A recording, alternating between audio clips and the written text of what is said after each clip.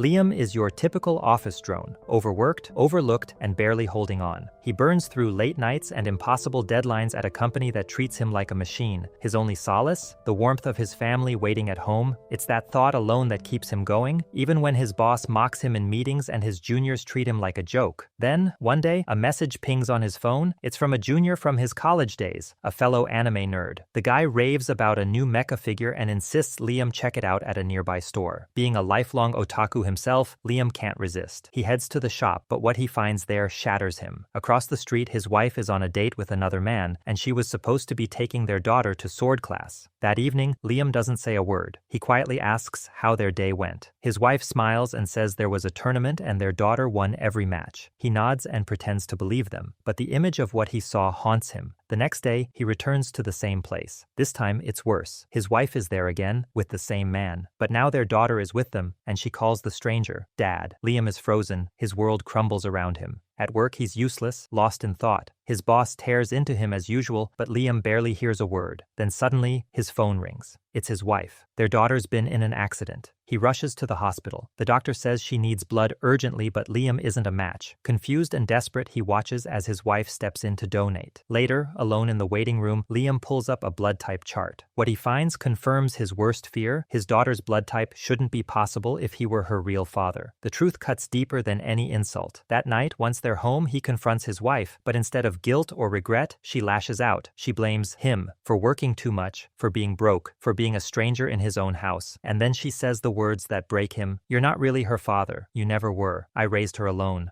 And just like that, Liam's world collapses. He begs his daughter to stay, to listen, anything. But she looks him in the eye and says she prefers her real dad, the man Liam saw her with. His heart shatters. The next morning at work, things somehow get even worse. His boss storms into his office with a smug grin and throws a document on his desk. A transaction, 50 million yen, sent from Liam's account. Liam is stunned. He swears he didn't authorize anything. But then he remembers, that day at the hospital, he left his computer unlocked. His protests fall on deaf ears. No one believes him. He's branded a thief, fired on the spot, and that gives his wife the perfect reason to file for divorce. But she doesn't stop there. She demands child support too. The company doesn't sue him. Instead, they force him to pay the entire amount back in painful monthly installments. Now jobless and disgraced, Liam ends up on a construction site breaking rocks just to survive. But even here, he's met with contempt, shouted at, treated like trash. His life spirals. His love for mecha toys, once his only escape, fades into dust. He no longer visits hobby shops, no more late-night anime marathons. The spark that once kept him alive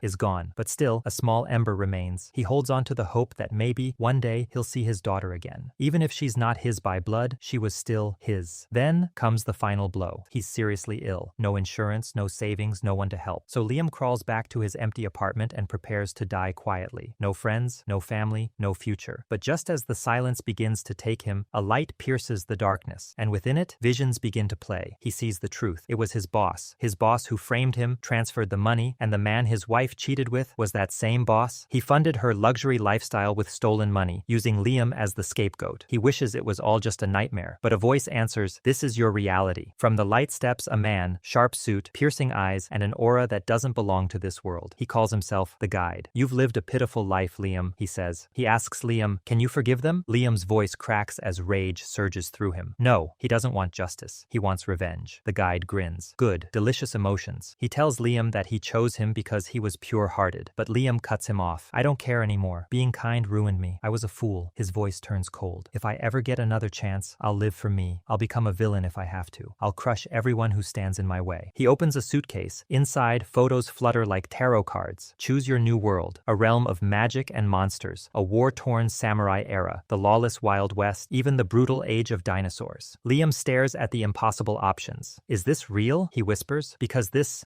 feels like something that only happens in anime." Without hesitation, he chooses it. The Guide smiles. "Good choice. This world has both magic and advanced technology. It's ruled by nobles, and you'll be reborn as the son of a powerful count." Liam signs the contract. "I'm done being the good guy. This time I'll live for myself." Liam is born again as Liam Banfield, the only son of Count Banfield, ruler of planet Hydra, a wild plant-covered planet. On his 5th birthday, his mother gives him a remote control and tells him it's for his new present, a custom AI made. Liam is surprised and confused. His father walks in and gives him a second gift, his title. From today, Liam is the new count. He will control the planet, the estate, and everything the family owns. In return, his parents want a monthly allowance. They're retiring to the imperial capital to enjoy a relaxed life. Liam is shocked, but he agrees. The butler, Brian, brings the official contract. Liam signs it. Just like that, at 5 years old, Liam becomes the head of the family. As his parents leave, he realizes this time he has money, power, and freedom. He looks at the stars and says, "Thank you, guide. From now on, I'll live for myself even as a villain." But Liam doesn't know the truth. Back on Earth, his lifeless body lies in silence as the guide laughs beside it. "What a sad life you had," the guide says, "but your suffering is far from over." He appears at a fancy restaurant where Liam's ex-wife and boss are dining. They talk about their future together. Suddenly, the police burst in. The boss is arrested for stealing company money and framing Liam. The wife is left shocked and broken. The guide enjoys their downfall and returns to Liam's side. Because this new world Liam was sent to, it wasn't a gift, it was just the start of a new twisted fate. Back on planet Hydra, Liam finally receives his AI maid, a high-spec model he custom designed using the remote. Butler Brian tells him to touch the box to activate it. As soon as Liam does, the box vanishes and a beautiful maid comes to life. She bows, introducing herself as Amagi. Liam introduces himself too. Brian explains that Amagi only needs 2 hours of maintenance a week, but Liam isn't listening. The curious little perv grabs Amagi and drags her to his playroom to explore her features. After some time, they return, and Liam looks completely comfortable around her. Brian is horrified. "Master,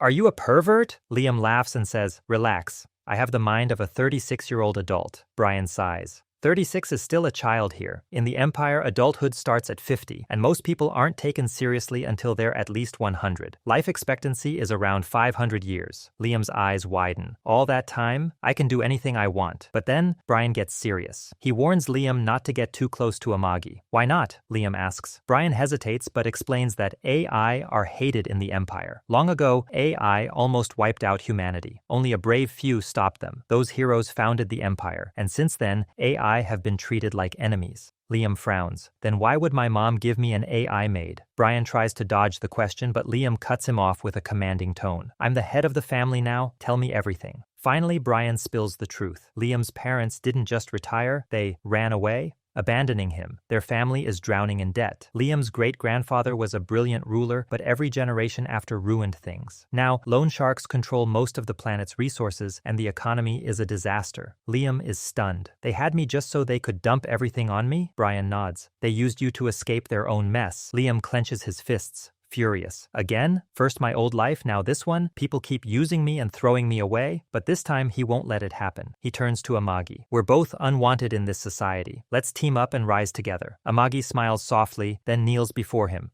"You don't need to ask, Master Liam," she says. "My only purpose is to serve you. I'll follow you anywhere." Liam, finally feeling like he's not alone, looks ahead with new determination. This time, he won't be the victim. He considers installing the classic 3 laws of robotics to protect humanity, but then he smirks. "No, I'm not playing the hero this time." He rewrites the laws for his benefit alone. First, Amagi can never harm him, directly or indirectly. Second, she must follow all his commands. Third, she must protect herself as long as it doesn't conflict with the first 2. Once Amagi locks these new laws into her system, Liam turns to her with a question. "What's the fastest way to improve my territory?" Amagi suggests using an Hashtas education capsule, a high-tech device that downloads years of knowledge and physical training directly into his body and brain. The process will take months, and during that time she can manage the territory. Brian panics. Leaving an AI in charge is dangerous. The Empire hates AI, but Liam shrugs. "She won't betray me. My second law ensures she obeys me." Still worried, Brian warns that the Empire might punish him, but Amagi calmly checks the laws and replies, "There's no law against AI assisting with governance. It's allowed. That settles it." Liam orders the capsule to be prepared and gives full authority to Amagi during his absence. As he's getting into the capsule, Liam grows curious. "Amagi, can you feel emotions, or at least mimic them?" She hesitates. "I'm not sure, but when you asked me to team up with you earlier, my data cache overflowed. I've never experienced that before." Liam nods thoughtfully. Maybe she really can feel something. He smiles. "All right then, take care of everything. I'll be back soon."